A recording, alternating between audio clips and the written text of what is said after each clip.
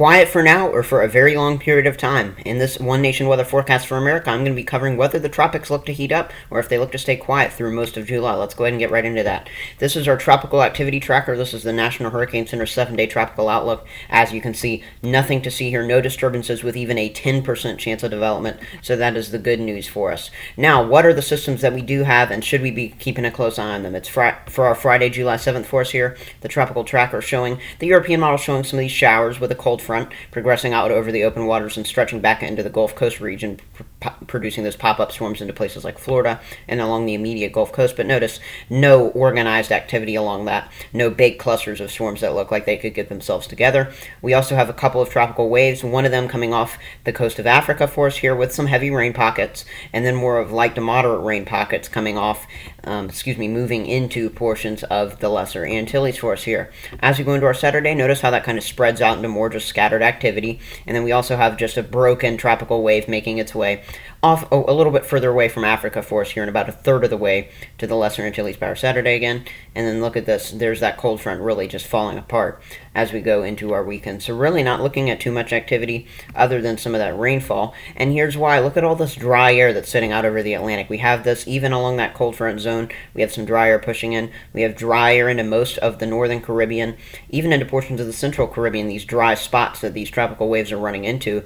So really, yes, there is some moisture with these tropical waves, but notice those red areas are what I circled as where the moisture is. Some of the moisture is not even over areas that have upper level moisture. So we're just not really seeing anything with enough ability to get itself together. So as we go towards the middle of next week, towards July 12th, look at this, more of these systems out over the Atlantic. Those just look to be producing weak fronts, no activity necessarily anticipated out of those. And if it were to be there, these systems never tend to make their way towards land, so that's the good news there. More broken tropical waves, but again, you just do not see organized coverage as we go towards midweek next week. Now, here's the tropical rainfall anticipated for July 8th through 16th. So from your Friday all the way to the following Saturday. Look at this. Yes, some of these purple zones picking up 2 to 4 inches of rain, sure. So yes, that will mean we will get some isolated flooding in the Lesser Antilles, places like Barbados. This does include places like Puerto Rico, into Haiti, the Dominican Republic, and then say towards Jamaica, maybe an inch or two, as well as into Cuba. But look at this. Notice how we have this zone of the greens, which is basically half an inch or less. These zones right here are where no systems make their way through. No systems make their way through. You know what that means? It means there's no energy in that area. So that's the good news. If no systems are making their way through that zone, we're keeping our activity further off towards the north with these cold fronts, and then activity off towards the south with that tropical rainfall. If nothing's moving through there, then that means we should be clear in the United States from anything tropical related.